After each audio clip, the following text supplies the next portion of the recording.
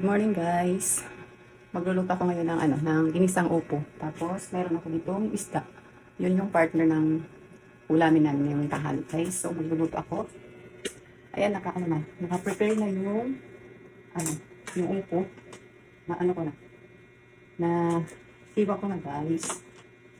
Pati yung isda malinis na rin. So magluluto ako ngayon. Kasi gutom na rin. Malapit na rin ang tanghali. Anong oras? Isa muna ng upo. Matagal na kami hindi nakakapag-gulay guys. So magugulay para naman maiba yung ulam. So magigisa muna ako guys.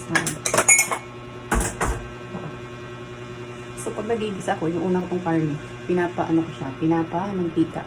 Kayo din ba guys? Ganito yung ginagawa niyo. So papamantikain ko muna. Para din crispy.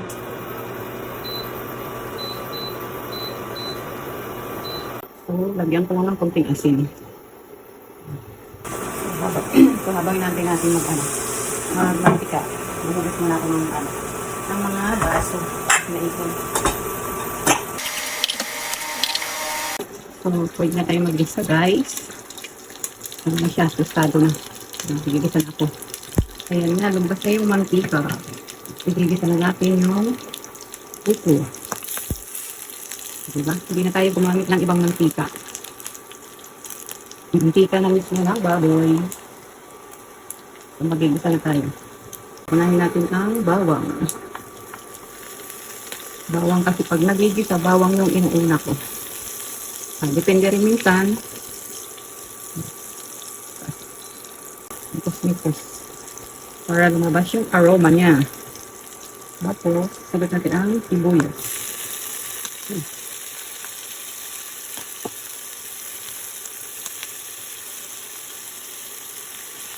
Nipos din. Tapos, sagot natin ang kamatis.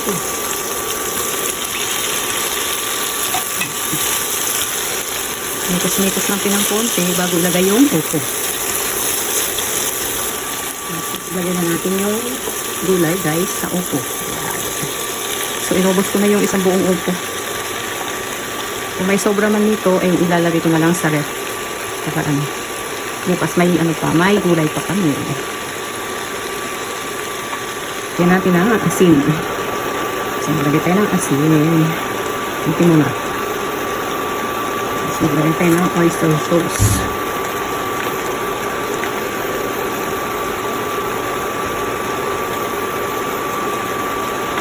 At saka konting toyo.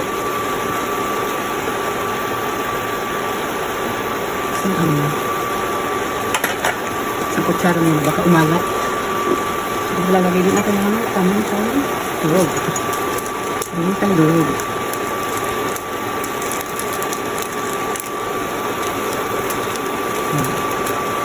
Saka natin halu-haluin. So, hindi na ako maglalagay ng tubig guys kasi nag-ano na rin to eh. Nagtutubig din naman ang upo pagka malapit na siyang maluto. Nasa sa inyo na kung gusto nyo lagyan ng tubig, pero ako hindi ako maglalagay. Maglagay man ako, konti lang. So ayan hindi pa ako naglalagay ng tubig, may tubig na siya. So tatakpan muna natin. Tignan ko muna yung aking niluluto kung okay na yung lasa.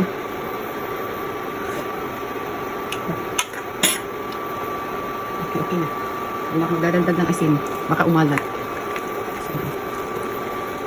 So takpan natin. Takpan muna natin para maano siya maluto. Tingnan natin ang ating niluluto. Yeah. Ay, luto na to. So, luto na to guys. Ganito lang, half cook lang. Overcook kasi siya pagka patuloy na ng apoy. So, ganito lang kasi pagka mainit pa eh. Luto na siya hanggang mamala.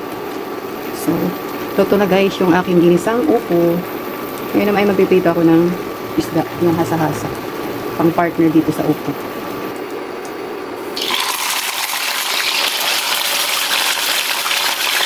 So, luto na guys yung aking pinalitong hasa-hasa. So, kain na tayo guys. Yun lang for today's video. Thank you for watching guys. Bye-bye.